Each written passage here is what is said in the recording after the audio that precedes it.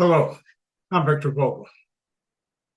I want to take a few minutes and talk to you about interpersonal communication, social media, the idea of video conferencing and working remotely, and the whole impact that has on interpersonal communication in general.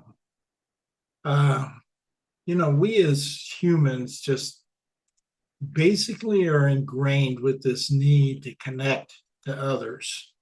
Um, That's why when you think about things like asynchronous communication and synchronous communication, which relies heavily on the concept of emails and social media and video conferencing and those kinds of things, there's some benefits to some of that, but there's also some significant drawbacks. And I'm not sure we've quite figured out, at least I haven't seen us quite figure out yet, how we can compensate for some of the things that are missing when two people sit down and talk to each other across the table from each other, as opposed to video conferencing with each other. I think the idea of social media evolved with Facebook and became, at that point in time, it was simply a way of coordinating, meeting groups of people, finding out what everybody was doing, and then meeting them at points and times to get together. That's an interpersonal interaction. And the supplement was that the Facebook situation allowed people to know what was going on, where to possibly meet, how to share information about meeting without having to make that contact. So it was more of an administrative or coordinative process than it was a replacement for face-to-face communication. Now, when you think about asynchronous and synchronous communication. Asynchronous communications are things that happen over a period of time, where you communicate over a period of time. So a person might send an email to somebody and they may not get a response for a week. Where synchronous communication is in real time. This is kind of like where if we were doing a video conference here, I might have 3 or 4 other people on the video conference, and we might be sharing information and talking, etc. And that's a little more of an enhancement that has some significant benefits. You can reach a lot more people, for example. You can get a lot more interactions from people. You can cope with time barriers in some cases, but not often. If a time barrier is a problem, it's usually a problem whether it's a synchronous or it's in-person communication. So there are some things we miss using social media, asynchronous and synchronous communication processes to enhance our role. And these things can have some significant impact on your ability to influence or help people or connect with people effectively. Kinesics is the study of how specific body movements and gestures serve as a non-formal communication technique. So if you're looking me in the eyes, you're looking at my eyes. You can see whether you can draw some inference. People draw some inferences. If you're frowning, they draw an inference. If you're happy, they draw an inference. If you're relaxed, they draw an inference. If you're uptight, they draw an inference.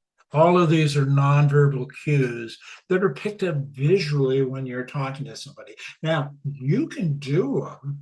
You can do these kinesics. But for example, you're only seeing half of my body.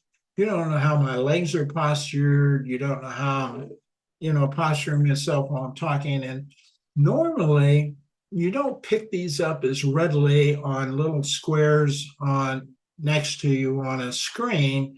Your attention is more focused on the screen and your presentation, Whereas if I'm doing a seminar and it's a live seminar and I got all these people sitting around with me, I can really kind of sense a lot of the nonverbal reaction from those people in the room while I'm conducting the seminar, but I don't have necessarily that option when they're isolated into a small screen. First of all, they're not live, and I've just got a small screen, but it's hard for me to see all of what they're doing and how they're reacting to what I'm saying. So kinesics is one of the things that even video conferencing shortens, or it reduces the amount of kinesics you have available for nonverbal communication. Now, if you go to the pure social media side of things, where you're doing posts and replies and threads and those things, you virtually have no nonverbal communication. What's so many studies have shown, I mean, this has been researched the 50 years I've been in it so much, it's unbelievable. About 90% of what people believe you're actually saying, the meaning of what you're saying, is premised on your nonverbal communication versus your verbal communication, which are the words, and the delivery is through your sound, and message is through your sound and words you use, language and things like that. The other thing that is affected by this is what's called the haptics. It's HAPTIC. You can go look all this stuff up too. I mean, I'm just giving you an overview of it. That's the science of technology of transmitting and understanding information through touch. And it's one of those things where there are times when you're interacting with somebody, if it's appropriate, and who defines that today, but if it's appropriate, sometimes a hug can take a tremendous amount of tension out of people. Or you can put your hand on their shoulder, and when you touch them, there is a sense of certainty about that, or comfort, or you can associate a lot of behaviors with haptics. But the idea of touch, you lose the whole sense of touch. The whole haptics thing is out of the bag. It's just not available on social media or remote or anything else. It's one of the things I worry about a little bit in terms of the remote world out there. It's not so much you can't get your work done, but sometimes it creates barriers between people. They don't get opportunities. Other times it prevents you from issues that you wouldn't have to deal with, like sexual harassment and things like that. So haptics can go both ways. Like everything in this, it's a two-edged sword. It cuts both ways. Another aspect of this is proxemics. So what's that? Proxemics, the study of personal space and degree of separation between individuals. And there's, their personal space, and then there's general space, and then there's, stay away, the audience size space. So in proxemics, maybe the elevator is a good example of this. When you walk into an elevator, a lot of times you walk into an elevator because everybody who is a stranger is, they're compact in there. Sometimes you just turn around and you either look at the floor, you look at the numbers, or you look at the door, but you don't look at the person next to you. You don't look around. Everybody is violating your personal space, and it's an uncomfortable feeling. So there are spatial aspects to communication where people are comfortable or less comfortable. That ties into something in the program I'm offering. I do a class on the communication continuum, where when you first start your communication, you may meet somebody, say, at a bar or something like that, and you strike up a conversation, and you're talking about very impersonal things. What do you do? how's it going today? What about the weather? Those are all impersonal kinds of things. Gradually, if it's appropriate and you want to, and the other person's amenable, you move it to a more personal side of things where you may be talking about what kind of work do you do? What do you enjoy doing the most? What makes you feel most comfortable? Things like that. Those are personal kinds of things. And then it moves if things progress and looks good, and this is a relationship you want to engage in, you can move that relationship to a more intimate, where you discuss very significantly important things, intimate things about you that you wouldn't share with just the average person you talk to out there. So proxemics kind of associate with that. When you first start talking to somebody, you're pretty much at a distance. The next time you talk to them, you may be a little closer. If you're intimate, well, we won't go into it.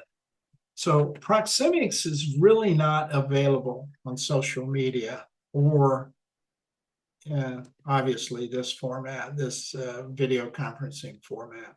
You don't have that opportunity. And that has a sense of relating to things like trust and fear and anxiety and those kinds of things. All of those things are somewhat related to interpersonal communication relative to the proxemics of people. Sometimes the spatial variances are different. Then you have one of the things that you can use is vocalics. That involves the verbal and nonverbal aspects of speech that influence meaning.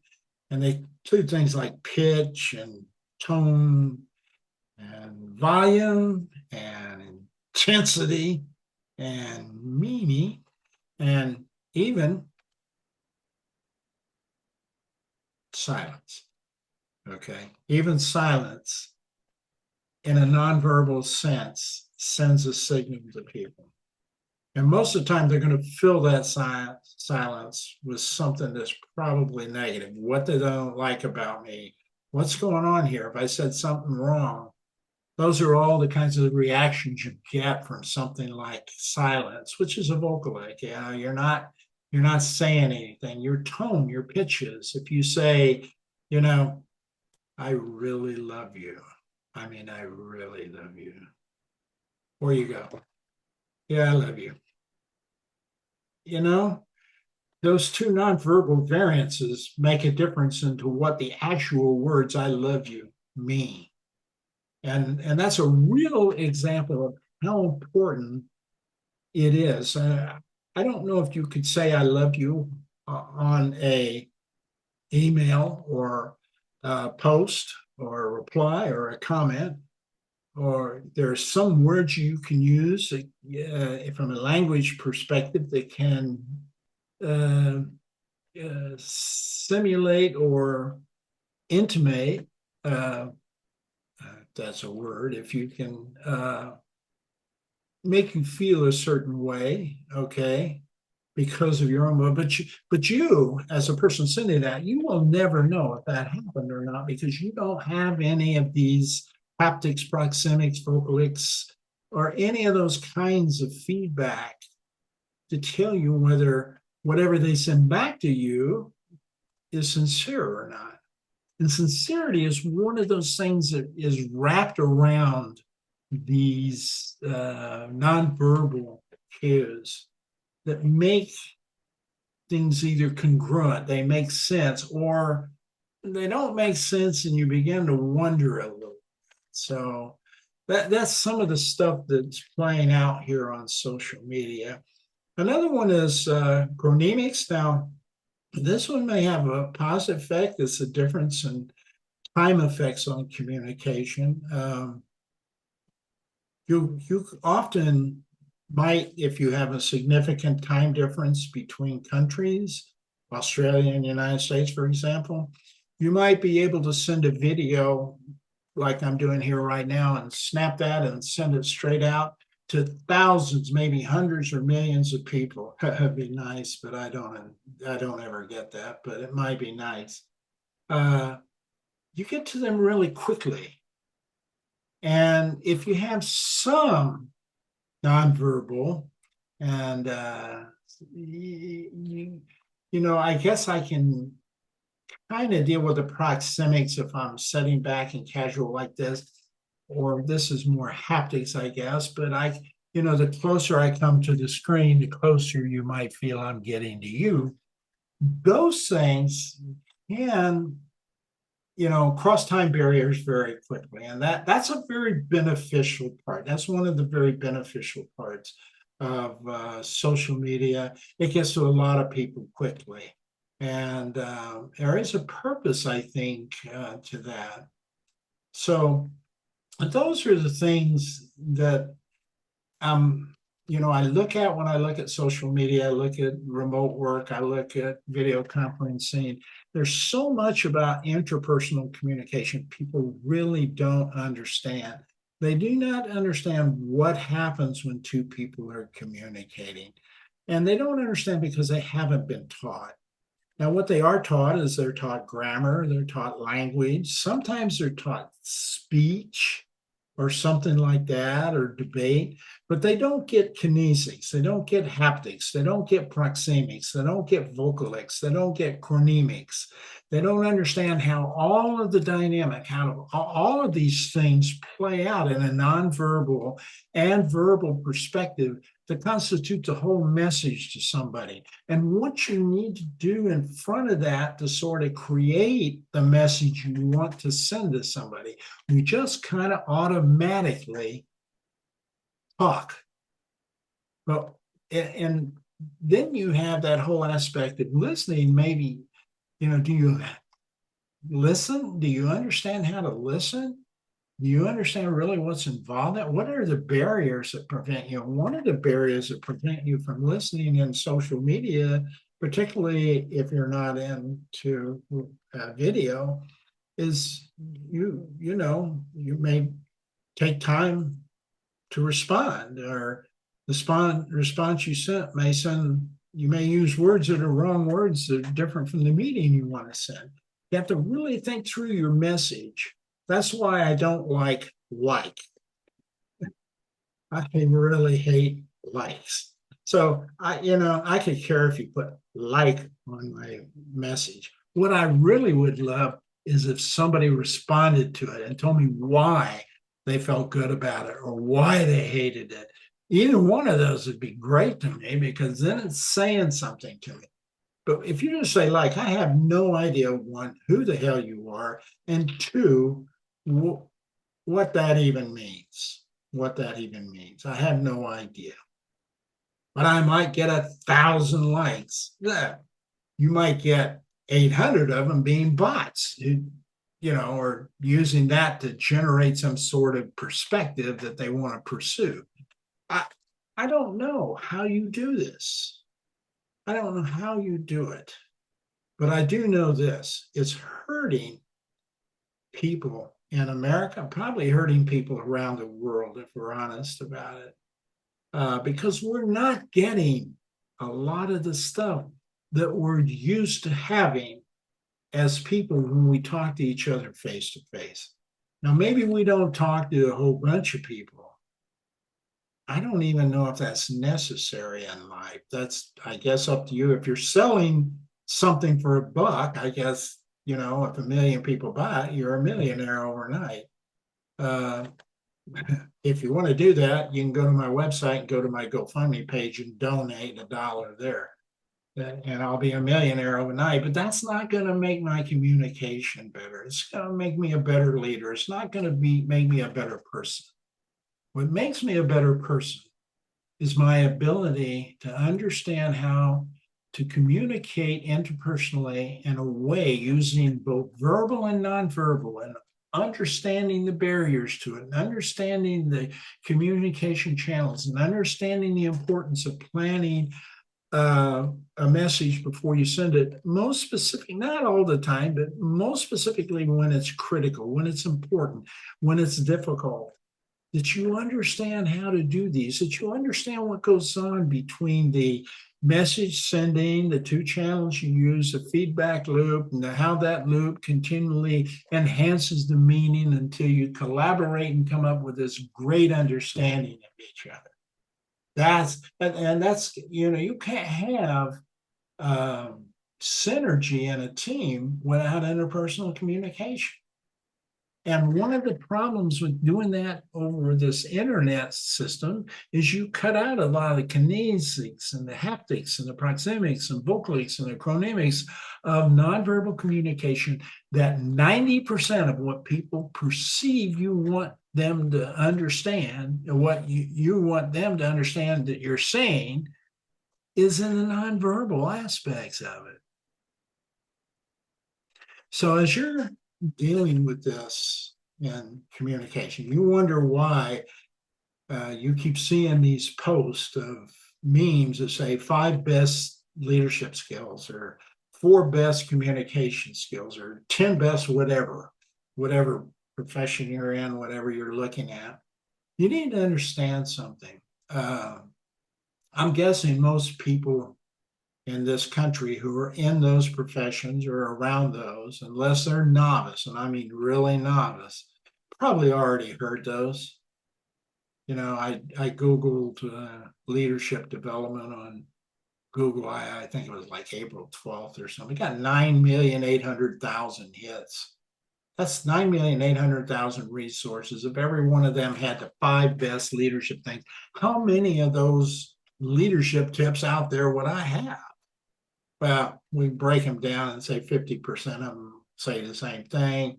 That's still 4 million. That's information overload. You can't handle that much information. So I'm just saying, sometimes it's about people connecting with each other interpersonally together and dialoguing through those principles. If you can't do it face to face, at least do it on the video like this, so you can have, and try not to put 20 people up there. I mean, I run seminars where I put 20 people up, and to be honest with you, it's difficult to do because you can't watch 20 people on the screen all the time. But at least I'm getting information like I'm getting out to those people. Now, what would be better is if we could coordinate a meeting somewhere, but I would have to triple my price or quadruple my price in some cases. Most of the team sessions I used to do ran $15,000 for 10 people. So, you have to balance things out sometimes. This is an extremely cost-effective way to get things over. But we have to figure out how, if we can't get things like kinesics and haptics and proxemics and those vocalics and those kinds of things into the video conferencing webinars we do, we have to try to at least acknowledge we know that, and somehow make sure we double check for feedback or things like that, because you're not always getting what you need to get to understand the feedback, to make sure that it's congruent. And congruent means what I'm saying verbally matches exactly how my nonverbal signals are coming across to you. I really think you need to know this stuff. And I hope my nonverbal signals are telling you I really want to help you do that. I am having a hard time doing that in comments or in just, regular postings or whatever.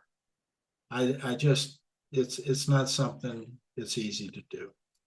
I'm not going to stop trying, but frankly, I don't think it gets anywhere. It gets lost in the average time on LinkedIn for a post is about, 30 seconds to a minute.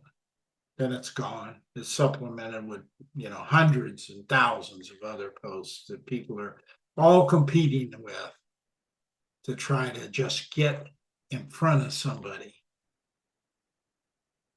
If you got in front of it, you're not getting in front of them. because you basically are avoiding all the nonverbal communication. You're communicating asynchronously through messages and posts and emails, etc., but you're not really communicating effectively interpersonally when you do that. That's just the dilemma we have with social media. It's where we went, and we went there so fast, nobody bothered to ask these questions, I don't think. We certainly don't know to ask the questions a lot of times because we're not, you don't get educated. You don't get this kind of information in the 9th through the 12th grade. Where you really need to get it is at these high school kids early on. It needs to be mandatory part of high school education. That's how important it is to life later on. And a lot of college kids, they get out of college with advanced degrees, never having to take a significant enough amount of interpersonal communication to make themselves more effective. And I know this because out of all the leadership assessments, and I've done hundreds of them over thousands of people over 40 years, they all said the same thing. Communication ranked in the top 3, if not the top problem that needed change in organizations or relationships or leadership or anything I was assessing, culture.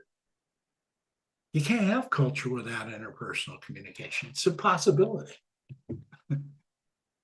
The only time you don't need a culture is when you're just there by yourself and you never have to interact with anybody the rest of your life. Isn't going to happen.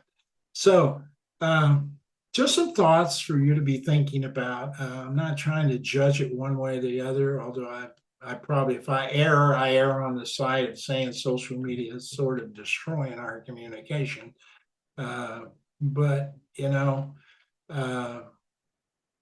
there's a lot. Now we have AI, and AI is posting stuff that isn't even, it's not even, I don't even know. No one person, thousands, millions of people are combined and summarized by some sort of logarithm is providing you a product that you read, an asynchronous product.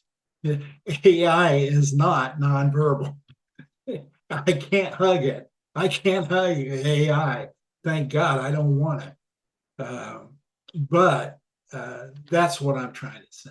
There's a lot, and remember, 90% of what we interpret out of a message is coming. Now, when we start moving off of that, we're all together into a different world that is untested field, and will take years and years and years to understand whether it's good or bad. So I think the way that has to happen is through the same way we tried to prevent cloning of humans and animals, and that was you can't go there until we stop doing anything, until we do the research, we understand the laws, we put restrictions and we put regulations and guidance into place that, prevent you from doing things that aren't right for humanity, so to speak. And then we regulate how that works. And then out of that, though, came some significant science that helped people, but it was regulated. It was guided. It was principled. It was premised on ethics and morality. AI is wandering free. Scares me to death. But forget that for right now. Just understand the whole idea of what you're missing with social media, video conferencing, those kinds. You're missing a tremendous amount of interpersonal communication that means so much to people in terms of understanding and accepting who you are. So if you ever want to talk about that, I have a website. I'll put it up here. I think it's up here somewhere in the corner.